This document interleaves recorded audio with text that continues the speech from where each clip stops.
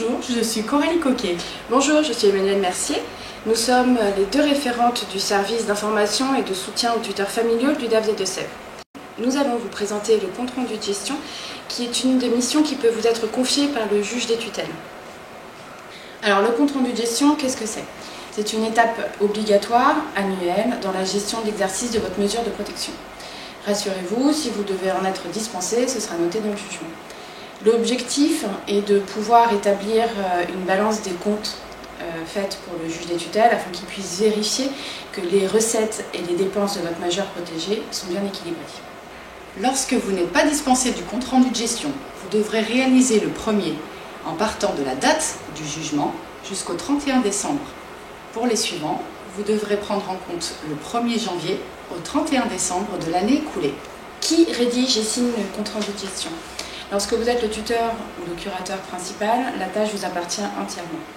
Parfois, il se peut que la mesure soit partagée avec des co-tuteurs, des co-curateurs. Dans ce cadre-là, le compte rendu de gestion doit être fait en commun et signé en commun.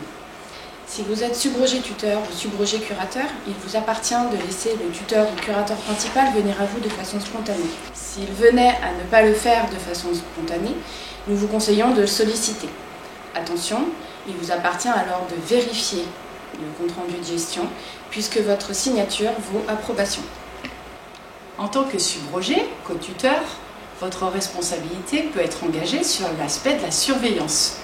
Votre mission est donc de surveiller la gestion qui a été faite par le tuteur ou le curateur.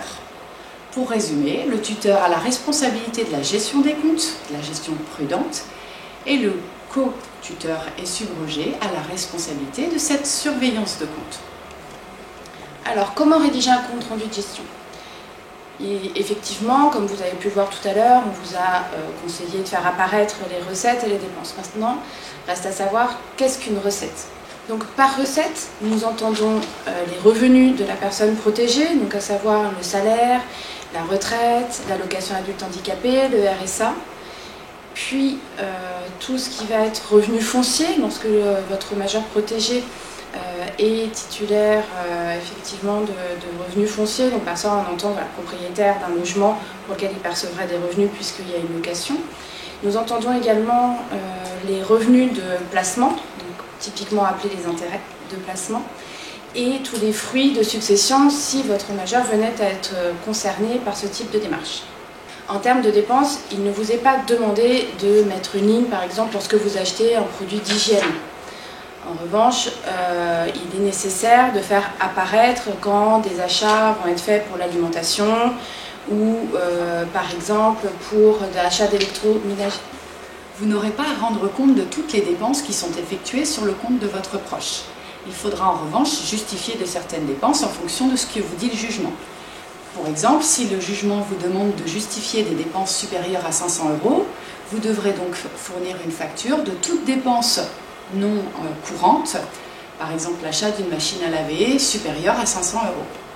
Vous devrez également joindre la copie des relevés de compte du 1er janvier au 31 décembre de l'année écoulée, ainsi que la synthèse de tous les relevés bancaires, assurance vie comprises.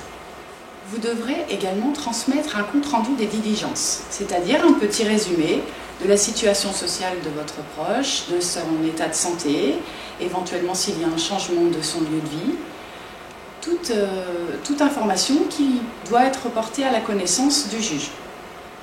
Vous pourrez également indiquer si votre proche coopère à sa mesure, participe aux différentes décisions qui sont prises. Nous espérons vous avoir éclairé sur la pratique du compte rendu de gestion et restons à votre disposition pour toute question complémentaire.